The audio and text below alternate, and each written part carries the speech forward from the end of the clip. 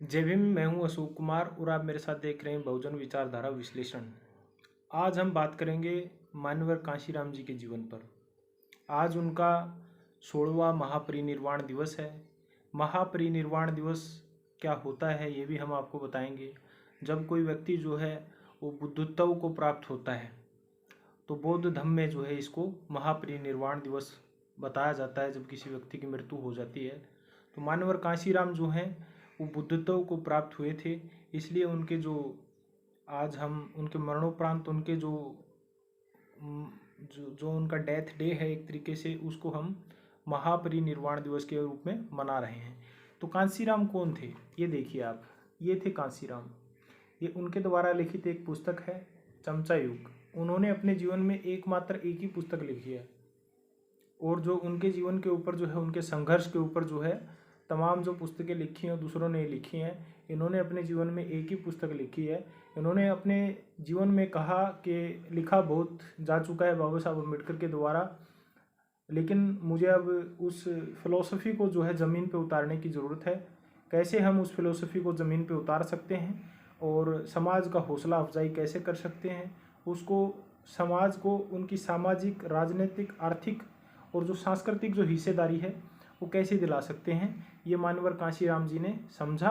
और उसके बाद मान्यवर कांशीराम जी ने रिपब्लिकन पार्टी ऑफ इंडिया में काम करना शुरू किया था। उससे पहले भी मैं थोड़ा बता देता हूँ मान्यवर कांशीराम जी के बारे में।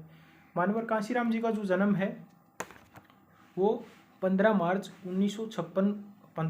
1934 को पंजाब के रोपड़ ज़िले में हुआ था। वहाँ पंजाब के रोपड़ ज़िले में जो खवासपुर गांव है वो उनका अपना गांव है और उनका जो जन्म है वो उनके नाना जी के घर पे हुआ था, जिसको बूंगा साहब कहते हैं, वहाँ पे हुआ था। और जो कांशीराम जी थे वो वहाँ पे जो आदि धर्मी कही जाने वाली जो जाति है पंजाब में, जिनको चमार कहा जाता है, रविदासिया भी कहा जाता है, उस जाति से संबंधित थे वो। और उसके साथ साथ जो है कांशीराम जी साइंस से ग्रेजुएट थे। रोपड़ कॉलेज से उन्होंने बीएससी किया था और बीएससी करने के बाद जो है उनकी जो नौकरी है वो पूना में लग गई थी।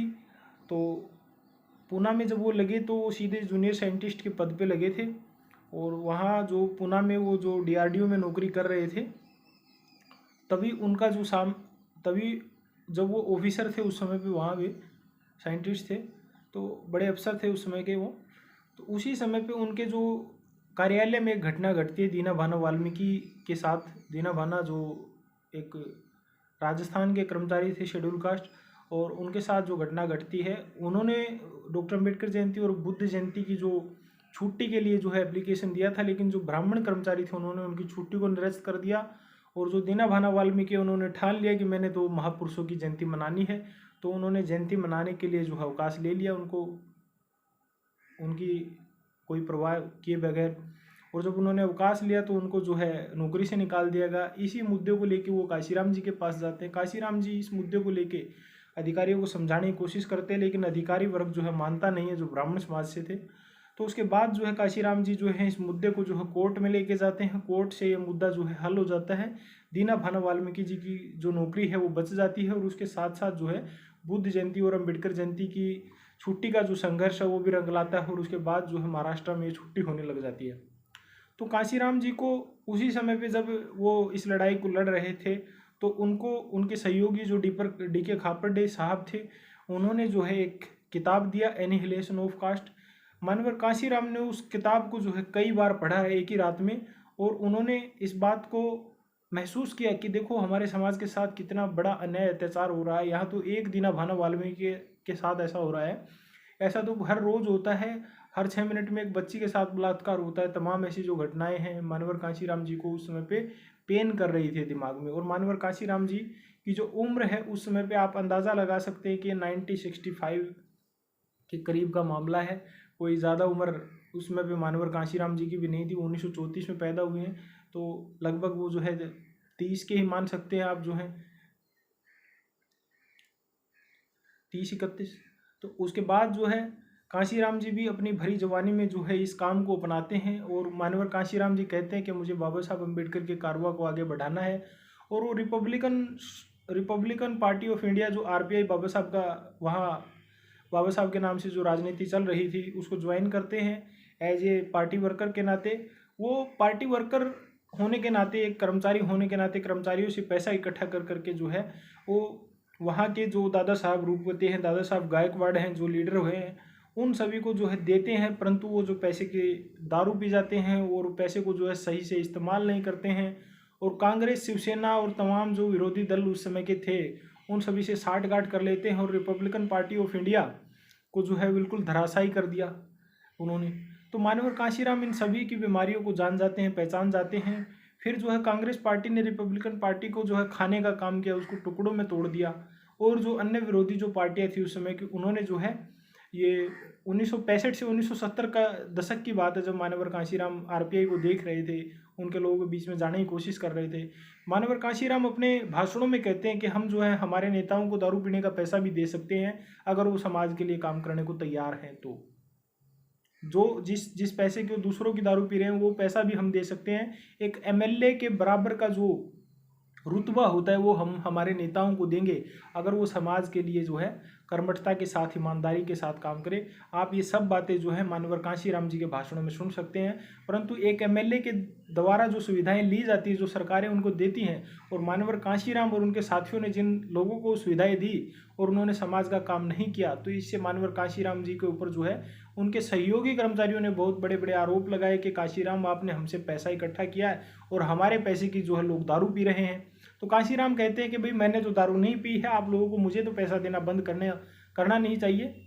तो उसके बाद जो है मान्यवर कांशीराम जो है इस चीज़ों को समझना शुरू करते हैं। 1971 के चुनाव में जब लोकसभा चुनाव होता है तो उस समय पे कांग्रेस में और आरपीआई में एक समझौता होता है। उस समझौते में एक सीट जो है बाबा साहब अम्बेडकर के आरपीआई के हिस्से आती है और 520 जो सीटें हैं वो जो है कांग्रेस पार्टी के हिस्से में आती हैं। और इस गठबंधन को देख के जो है बाबा साहब मान्यवर कांशीराम जो कहते हैं वो ये कहते हैं कि देखो, जो समझौता मान्यवर बाबा साहब अम्बेडकर और गांधी के बीच में उनके जीते जी नहीं हुआ है, आज उनके फॉलोअर्स ने जो है गांधी के पैरों में जा गिरना स्वीकार किया है और जो है आज अम्बेडकर और गांधी का समझौता हो गया है। एक सीट आरपीआई को मिला था और 520 सीट जो है कांग्रेस पार्टी को मिला था। ये असमानता के ऊपर आधारित समझौता था, इसमें कोई समानता नहीं थी, बिल्कुल सीटों का बंटवारा बिल्कुल गलत था। तो ये सब मान्यवर कांशीराम ने देखा और आरपीआई के इन्हीं सब गली कचरी अधकुचली राजनीतिक समझ से, अवसरवादिता से वो ऊब चुके थे।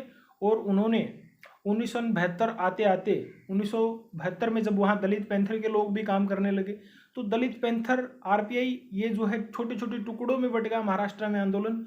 और महाराष्ट्र में जब ये आंदोलन छोटे छोटे टुकड़ों में बटा तो उस समय में मान्यवर साहब कांशीराम समझ गए थे अब ये जो आंदोलन है आगे बढ़ने वाला नहीं है। इन्होंने बाबा साहब की विचारधारा के साथ समझौता कर लिया है, अब ये जो है जय भीम करते हुए जो है गांधी के पैरों में जा गिरे हैं। ऐसा ये मान्यवर कांशीराम ने उस समय पर रिसर्च किया और जो है 1973 में बामसेफिया नाम का एक संगठन बनाया। बामसेफिया जब वो बना देते हैं तो उसके बाद जो है अपने साथियों को कहते हैं कि अब जो है 5 साल के बाद हम जो है मिलेंगे और आप सब भी जो है रिसर्च कीजिए, समाज के बीच में जाइए और समाज की ज़रूरतों को आप देखिए, समाज किस तरीके से चाहता है कि राजनीति चले, समाज का उत्थान किस तरीके से हो, समाज कैसा समाज बनाना चाहता है। तो उन सभी ने जो मान्यवर कांशीराम जी के सहयोगी थे, तो उस समय पे उन्होंने जो है ज़मीन पे जाके देखा, समाज चाह रहा था कि एक मजबूत लीडर उभर के आए, एक सच्चा और ईमानदार जो समाज का हितैषी हो, जो व्यक्तिवादी ना हो, जो विचारवादी हो, ऐसे लीडर के लिए जो है मान्यवर कांशीराम अपने आप को जो है झोंक देते हैं उस भट्टी में। और 1978 में 1978 में दिल्ली में वहाँ पे जो है सम्मेलन होता है और बामसेफ को जो है राष्ट्रीय स्तर पे जो है खड़ा कर दिया जाता है। पहले बामसेफिया नाम था, फिर बामसेफ रख दिया जाता है। और बामसेफ जो संगठन है जिसमें शेड्यूल ट्राइब, बैकवर्ड क्लास और जो अल्पसंख्यक जो समुदाय के जो कन्वर्टेड माइनॉरिटीज़ के जो कर्मचारी थे उन सभी को इकट्ठा किया और ये बामसेफ नाम दिया। और बामसेफ एक कर्मचारियों का संगठन था। मान्यवर कांशीराम ने उनकी बुद्धि को यूज किया, उनके पैसे को यूज किया, उनके टैलेंट को यूज किया और उन सभी को जो है मर्सिनरी से एक मिशनरी होने का एहसास कराया मान्यवर कांशीराम ने बामसेफ के जरिए जो है सन 1978 से लेके 1982 तक ये समाज में जा करके फूले साहू अम्बेडकर की जो विचारधारा है उसको अपनाने का जो एक उन्होंने पेशगी की लोगों के सामने कि आप लोग इन महापुरुषों को अपनाइए और अपने जीवन को खुशहाल बनाइए। आप जिन लोगों के पीछे पड़े हुए हैं वो लोग आपके अपने लोग नहीं हैं, उन्होंने आपके लिए कुछ नहीं किया है। बाबा साहब अम्बेडकर ने आपके लिए बहुत कुछ किया है, इसलिए आपको बाबा साहब अम्बेडकर को अपनाना होगा। तो मान्यवर कांशीराम जो है महाराष्ट्र से निकल के जो है दिल्ली आते हैं, दिल्ली से उत्तर प्रदेश जाते हैं, पंजाब जाते हैं, मध्य प्रदेश, छत्तीसगढ़ जाते हैं, और वहाँ के जो चमारों के बीच में जाके बताते हैं मान्यवर कांशीराम बाबा साहब अम्बेडकर के संघर्ष को। और यहाँ के जो चमार है वो इस संघर्ष को समझते हैं, और चमारों ने सबसे पहले बाबा साहब अम्बेडकर को, उत्तर भारत के चमारों ने, ऐसा मान्यवर कांशीराम कहते हैं कि सबसे पहले उत्तर भारत के चमारों ने बाबा साहब अम्बेडकर के संघर्ष को अपनाया, उनको अपनाया, अपने घरों में जगह दी। जिन बाबा साहब अम्बेडकर को महाराष्ट्र के महारों ने बाहर निकाल दिया, उस बाबा साहब अम्बेडकर के संघर्ष को उत्तर भारत के चमारों ने अपनाया। ये बाबा साहब अम्बेडकर, ये मान्यवर कांशीराम अपने भाषणों में कहते हैं बार बार जो है। और लगातार जब वो मान्यवर कांशीराम ने बामसेफ के बाद जो है 1981 में जो है 1981-82 में जो उन्होंने DS4 बनाया। DS4 का मतलब था दलित शोषित संघर्ष समाज समिति, यानी ब्राह्मण बनिया ठाकुर छोड़ बाकी सारे DS4, ये नारा मान्यवर कांशीराम ने दिया। क्योंकि जिनका ऑलरेडी प्रतिनिधित्व है, जिनको ज़रूरत नहीं है, और जिन लोगों को ज़रूरत है उन्हीं को दिया जा सकता है। जिनका पेट भरा हुआ है आप उनको रोटी नहीं खिला सकते। मान्यवर कांशीराम ये उसी समय पे समझ चुके थे। और उसके बाद मान्यवर कांशीराम जो है 1984 में डॉक्टर अम्बेडकर का जो जन्मदिन है 14 अप्रैल 1984 को जो है मान्यवर कांशीराम जो है बहुजन समाज पार्टी का निर्माण करते हैं। बहुजन समाज पार्टी जब 1984 में संघर्ष करना शुरू करती है तो 1985 में ये अपना पहला चुनाव लड़ती है और काफ़ी कम वोट इसको मिलते हैं। और इससे पहले DS4 के ऊपर एक एक्सपेरिमेंट मान्यवर कांशीराम ने हरियाणा में किया था।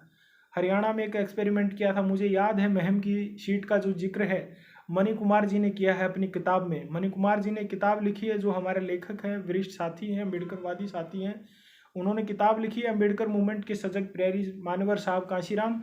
उसमें उन्होंने महम की सीट का जिक्र किया है, जहाँ पे मान्यवर कांशीराम ने एक वाल्मीकि समुदाय के व्यक्ति को जो है अपनी पार्टी DS4 का टिकट दिया था, और वहाँ से कहा था कि मैं तुम्हारा प्रचार करने आऊँगा, तुम घबराना मत, तुम इलेक्शन लड़ो। तो वहाँ के जो स्थानीय लोग थे वो जो है एक जर्नल कैटेगरी के, एक जाट जाति के व्यक्ति को जो है वहाँ लेके जाते हैं मान्यवर कांशीराम के पास। वो कहते हैं कि आप मान्यवर कांशीराम इस जाट जाति के व्यक्ति को टिकट दे दीजिए, आप जो है इनको टिकट दे दीजिए, क्योंकि ये आदमी जो है जीत सकता है, इसके पास पैसा है, धन बल है, पावर है।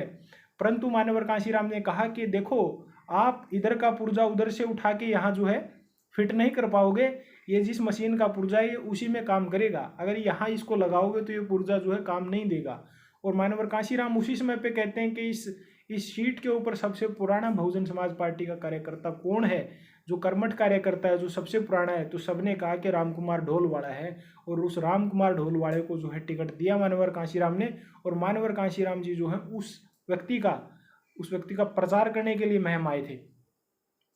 तो उनके बाद में बहुजन समाज पार्टी की जब राजनीति चली तो पूरे उत्तर भारत में बहुजन समाज पार्टी उत्तर प्रदेश के साथ साथ 1989 में जब वो 3 MP जिता लेती है अपने, तो 1992 में पंजाब में वो 9 MLA जिता लेती है बहुजन समाज पार्टी अपने दम पे।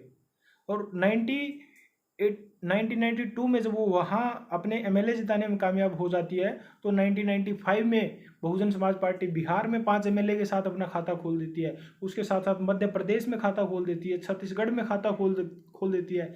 और उसके साथ साथ बहुजन समाज पार्टी देश के 14 ऐसे राज्य हैं जिनमें जो है हिंदी बेल्ट में, और खासकर जो उत्तर भारत से लगते हुए जो राज्य हैं, बिल्कुल जम्मू कश्मीर से लेके उत्तर प्रदेश तक, उन सभी में बहुजन समाज पार्टी के MLA जीत के आते हैं। और जब पहली बार 3 जून 1995 को जो है BSP सरकार बनाती है उत्तर प्रदेश में, तो 1996 में एक ही साल के बाद जो बहुजन समाज पार्टी जो 4 राज्यों में रजिस्टर्ड हो जाती है, और वहाँ की जो राज्य स्तरीय पार्टी होने का उसको दर्जा मिलता है। और 1996 में वो एक राष्ट्रीय पार्टी बन जाती है। और उसको जो चुनाव चिन्ह के तौर पे मान्यवर कांशीराम कहते हैं कि हमें हाथी चाहिए, तो उनको हाथी मिलता है। उसके बाद 1997 में वो दूसरी सरकार चलाते हैं। पहले उन्होंने जब 1993 में मुलायम सिंह के साथ चलाई थी सरकार, तो काफ़ी कमियां रही थी। मुलायम सिंह जो है लॉ एंड ऑर्डर को कंट्रोल नहीं कर पाए थे, और मान्यवर कांशीराम ने अपना समर्थन वापस ले लिया और BJP के साथ सहयोग से सरकार बनाई 3 जून 1995 को। और फिर 2 जून 1997 को जो है दूसरी बार फिर जो त्रिशंकु विधानसभा UP की आई, और उसके बाद जो है दूसरी बार CM बहन मायावती को बनाया गया मान्यवर कांशीराम जी के द्वारा। और फिर उसके बाद में जो है बहन मायावती जो है 2003 में फिर 2002 में फिर बहन जी फिर दोबारा सीएम बनती हैं कुछ समय के लिए। तो ये जो कार्यकाल है 3 बार का कार्यकाल उनका सिर्फ 2 सालों का रहा है, 4 महीने का, 6 महीने का, 1.5 साल का ऐसा कार्यकाल उनका रहा है। और उसके साथ साथ जो है मानवर कांशीराम ने अपना जो मिशन है उसको हमेशा मिशन के तौर पे माना है। कभी भी उन्होंने ये नहीं माना कि मैं एक राजनेता हूँ। वो कहते थे कि आप कार्यकर्ता हूँ, मैं बड़ा कार्यकर्ता हूँ, मैं आपसे थोड़ा सा ज़्यादा काम करता हूँ, लेकिन मैं नेता नहीं हूँ। ऐसा मानवर कांशीराम बार बार अपने भाषणों में कहते थे। मानवर कांशीराम जब फील्ड में घूमते थे, फील्ड में जा जाकर लोगों को जोड़ते थे। मानवर कांशीराम के पास बड़ा मीडिया नहीं था। उन्होंने बहुजन संगठक अखबार निकाला, लेकिन बहुजन संगठक भी जो है बहुत लंबा नहीं चल सका। लेकिन मानवर कांशीराम जब तक सक्रिय राजनीति में काम कर रहे थे, बहुजन संगठक आगे बढ़ता रहा और कम से कम 7 या 8 भाषाओं में बहुजन संगठक जो है छपता रहा है। और उसके साथ साथ बहुजन संगठन के साथ साथ जो है और भी उन्होंने बुद्धिस्ट रिसर्च सेंटर की स्थापना करवाई। बुद्धिस्ट रिसर्च सेंटर के जरिए जो है उन्होंने उन सभी सथलों की खोज की जिन सथलों से जो है जो गौतम बुद्ध से जुड़े हुए थे, बुद्धिज्म से जुड़े हुए थे। और बाबा साहब डॉक्टर अम्बेडकर के आंदोलन को उन्होंने कहा कि देखिए बाबा साहब ने बुद्धिज्म की तरफ भी जाने को कहा है, हमें उसके ऊपर भी काम करना है। तो मानवर कांशीराम लगातार 1996 से लेकर जो है 2002 तक उनका जो संघर्ष है वो बेहद ही खतरनाक रहा है। खतरनाक मैं इसलिए कहूँगा क्योंकि उनके जैसा संघर्ष अभी वर्तमान में किसी ने नहीं किया है, ना ही उनके बाद किया है, ना ही किसी ने उनके पैरेलल किया है। अगर उनके पैरेलल भी किसी ने ऐसा संघर्ष किया होता तो आज बहुजन समाज पार्टी की सरकारें 8 से 10 राज्यों में होती। देश की लोकसभा में जो है कम से कम आज हमारे 50 MP होते, लेकिन एक भी नहीं है। एक भी 10 MP हैं वैसे तो, परंतु 10 MP में काम बनने वाला नहीं है। कोई आपको प्रधानमंत्री बनाने वाला नहीं है। जिस दिन बहुजन समाज पार्टी 50 MP लेके आएगी तो ज़रूर विपक्ष ये सोचेगा कि 50 MP वाली पार्टी की हमें आवश्यकता है, तो प्रधानमंत्री भी बनाना पड़ सकता है इनका। तो मानवर कांशीराम का ये जो कारवा है ये 2001 के बाद किसने चलाया? मानवर कांशीराम जी ने जो नारे दिए कुछ नारे मैं बता देता हूँ आपको। जैसे वोट हमारा राज तुम्हारा, मानवर कांशीराम समझाते थे हमारे लोगों की वोट हमारा है, इतना बड़ा वोट है, इतना बड़ा बहुजन समाज है, लेकिन राज उनका चलता है। राज उनका कैसे चलता है? क्योंकि हमारे लोग यहाँ से गुलाम हैं। वो इस पेन का एग्जाम्पल देके जो है समझाते हैं कि ये जब तक ये कैप इस पेन के आगे लगी रहेगी, जब तक ये हटेगी नहीं, ये पेन चलेगा नहीं। हमें इस ब्राह्मणवादी समाज व्यवस्था को उल्टा नहीं करना है, हमें इसको समतल बना देना है। समतामूलक समाज यानी बराबरी कर देनी है, सब बराबर हैं ऐसा कर देना है। बहुत सारे लोग कहते हैं कि मानवर कांशीराम जो है शूद्रों को ऊपर लेके आना चाहते थे, इनको ऐसे करना, वो ऐसा नहीं है। मानवर कांशीराम समतामूलक समाज बनाना चाहते थे। बाबा साहब अम्बेडकर के सपनों का समाज बनाना चाह रहे थे। बुद्ध फूले साहू अम्बेडकर का जो कारवा है उसको ऐसे बनाना चाह रहे थे कि समतामूलक समाज की स्थापना। वो किसी जाति विशेष के विरोधी नहीं थे। वो ब्राह्मणवाद के खिलाफ उनका जो संघर्ष है वो हमेशा से ही रहा है। और उन जातियों को वो इसलिए पीछे रखते थे जिनका पहले से ही प्रतिनिधित्व है, उनको और ज़्यादा मात्रा में टिकटें देने की ज़रूरत नहीं है, मंत्रियाँ बनाने की ज़रूरत नहीं है। उनके ऊपर जो है थोड़ा बहुत जो है आपको कटौती करने की ज़रूरत है ताकि दूसरे लोगों को भी मौका मिल सके। लेकिन आजकल जो चल रहा है, अब नारा चला है, पहले होता था हमारा नारा जिसकी जितनी संख्या भारी उसकी उतनी भागीदारी, लेकिन आजकल हमारा जो नारा क्या हो गया है, जिसकी जितनी है तैयारी उसकी उतनी है भागीदारी। तो ये जो हमारे लोगों की तैयारी कब हुई है, मैं यही पूछना चाह रहा हूँ सबसे पहले कि हमारे लोगों की तैयारी कब हुई है, हमारे लोगों को मौका ही कब मिला है चुनाव लड़ने का अच्छे से? तो हमारे लोगों की तैयारी बिल्कुल भी नहीं हुई है। इसलिए जिनकी तैयारी है वो चुनाव जीत के चले जाते हैं, दूसरी पार्टियों में भाग जाते हैं। ये वो तैयारी वाले लोग हैं, वो पैसे वाले लोग हैं। अभी राजस्थान के 6 विधायक भागे हैं। अभी उत्तराखंड के 2 विधायकों के ऊपर जो मुस्लिम विधायक हैं उनके ऊपर बीजेपी से मिलने का आरोप लगाया गया है। और उसके साथ साथ कर्नाटक में जो वहाँ का स्टेट प्रेजिडेंट था एन महेश, उसके बाद जो है वो उस समय पे उनको एजुकेशन मिनिस्टर बनाया गया, उसके बाद जो है वो भी बीजेपी में चले गए। तो ये चल क्या रहा है? उत्तर प्रदेश में बड़े पैमाने पे जो एमएलए हैं वो भाग रहे हैं। उत्तराखंड में, मध्य प्रदेश में जो एमएलए हैं वो भाग चुके हैं। जगह जगह भी बीएसपी के एमएलए क्यों भागते हैं? क्योंकि वो लोग मिशनरी नहीं हैं। उन लोगों को कहीं से भी उठा के टिकट दे दिया जाता है। वो लोग टिकाऊ नहीं है, वो लोग बिकाऊ लोग हैं। आप लोग सोचते हैं कि समाज ऐसे वोट करता रहेगा और आप जो है इन गलत लोगों को टिकटें देते रहेंगे, ऐसे तो पार्टी बिल्कुल भी कामयाब भी नहीं होगी। तो मानवर कांशीराम जी ने जो नारे दिए, वोट हमारा राज तुम्हारा नहीं चलेगा नहीं चलेगा, आरक्षण से लेंगे एसपी डीएम, वोट से लेंगे सीएम पीएम, जो सरकार निकम्मी है वो सरकार बदलनी है, ये सारे के सारे बिल्कुल लोकतांत्रिक नारे हैं। इनमें कुछ भी अलोकतांत्रिक नहीं है। बहुजन हिताय बहुजन सुखाय ये मानवर कांशीराम जी ने नहीं दिया था, ये तथागत बुद्ध ने दिया था कि भाई ज़्यादा से ज़्यादा लोगों का भला हो सकता है, परंतु सबका भला नहीं हो सकता है। ये कहने की बातें होती हैं। जिन 15% लोगों के ऊपर आज बहुजन समाज पार्टी मेहनत कर रही है, वो 15% लोग जो है कभी भी बहुजन समाज के साथ जुड़ के संघर्ष नहीं कर सकते हैं।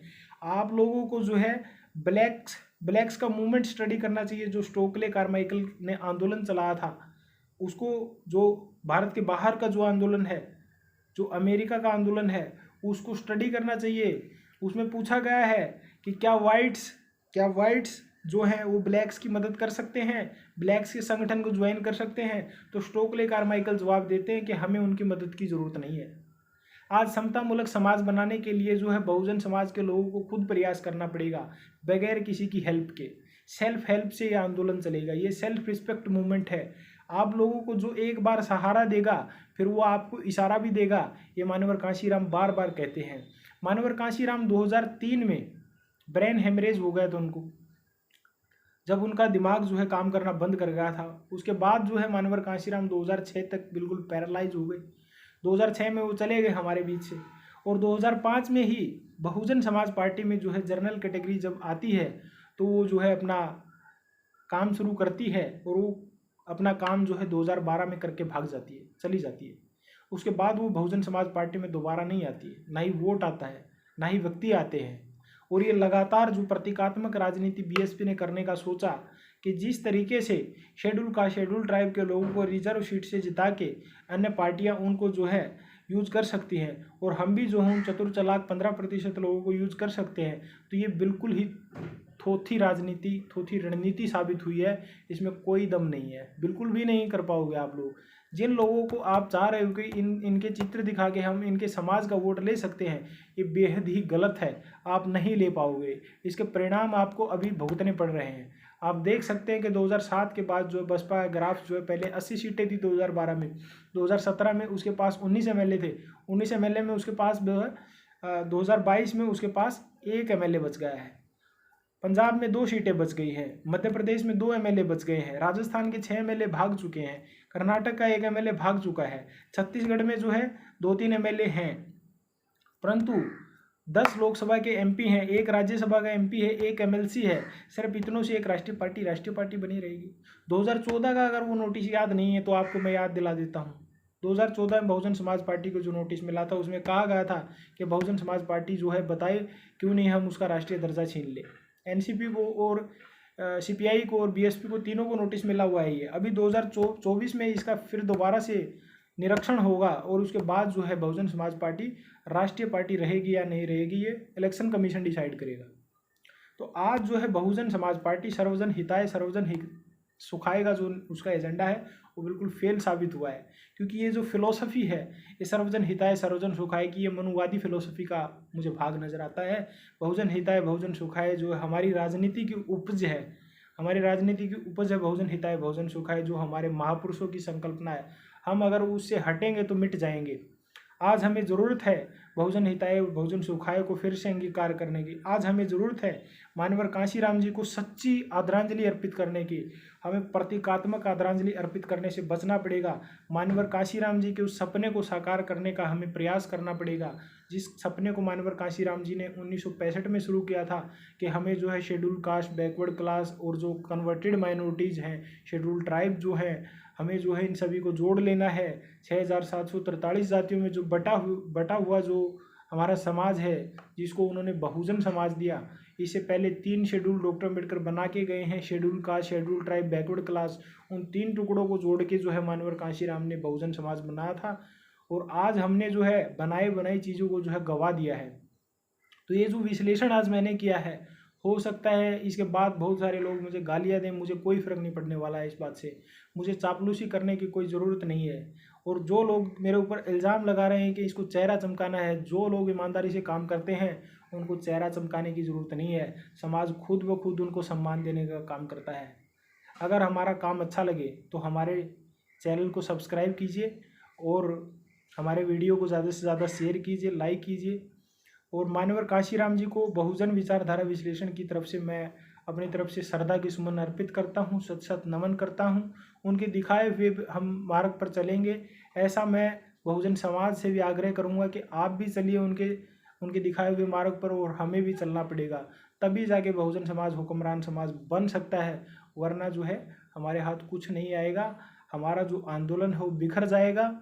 हमारे आंदोलन को सहेजेगी एक ही विचारधारा, बुद्ध, फुले, साहू, अंबेडकर का जो कारवा है उसको हमें आगे बढ़ाना है। 85% बहुजन समाज बनाना है, तभी जाके 15% जो लोग हैं, जो लोग आपका शोषण कर रहे हैं, उस शोषण से मुक्ति पाई जा सकती है। भारत का संविधान में कहा गया है कि सभी लोगों को बराबरी दो, लेकिन आर्टिकल 15 और 16 क्या कहते हैं? आर्टिकल 15 और 16 ये कहता है कि जो दबे कुचले लोग हैं उनको ऊपर उठने के लिए एक सीढ़ी की ज़रूरत है। वो सीढ़ी मान्यवर कांशीराम ने इस देश की 85% आबादी को दी थी, ताकि वो 15% आबादी की बराबरी कर सके, उनके बराबर में जा सके। कल ही मेरे साथी ने मुझसे पूछा कि आप बताइए, बाबा साहब ने तो ये कहा था कि सभी को समान अधिकार होने चाहिए, तो आर्टिकल 15 और 16 में आरक्षण का जिक्र क्यों किया गया है? क्यों नहीं सभी के लिए बराबरी खोल दी गई है? जनरल कैटेगरी के लिए जो है आप आरक्षण लेना बंद कर दीजिए, SC ST OBC के लोग, लेकिन वो ऐसा नहीं करेंगे। लेकिन वहाँ पे जो रिजर्वेशन 85% को मान्यवर कांशीराम ने दिया BSP में, उस रिजर्वेशन को पता नहीं है आज क्या समझ रहे हैं कि 15-85 की बात कर रहे हैं तो हम समाज तोड़ने की बात कर रहे हैं। पहले से ही समाज टूटा हुआ है टुकड़ों में, जातियों में बटे हुए जो लोग हैं वो समाज नहीं होते। ऐसा बाबा साहब अम्बेडकर भी कहते हैं कि हजारों जातियों के टुकड़ों में पड़ा हुआ जो देश है वो जो है ना तो एक देश है ना एक समाज है। पहले देश को जोड़ा, फिर उन्होंने कहा कि अब समाज को जोड़ने की बारी आई है, इन जातियों को जोड़ के हमें एक समाज बनाना है। तो मान्यवर कांशीराम ने इसके ऊपर काम किया, और जिन जिन जातियों का शोषण होता था उन सभी जातियों को जो है इकट्ठा करके उन्होंने जो है एक युगम तैयार किया, इसको बहुजन समाज कहते हैं। उन्होंने हर जाति में लीडर पैदा कर दिए, शेड्यूल कास्ट, बैकवर्ड क्लास और तमाम जो जातियाँ हैं। तो उसी काम को जो आज हमें दोबारा करने की ज़रूरत है। तो मान्यवर कांशीराम को जो है हम दोबारा से आदरांजलि अर्पित करते हैं। जय भीम, जय भारत, जय मान्यवर कांशीराम, जय संविधान। Thank you so much.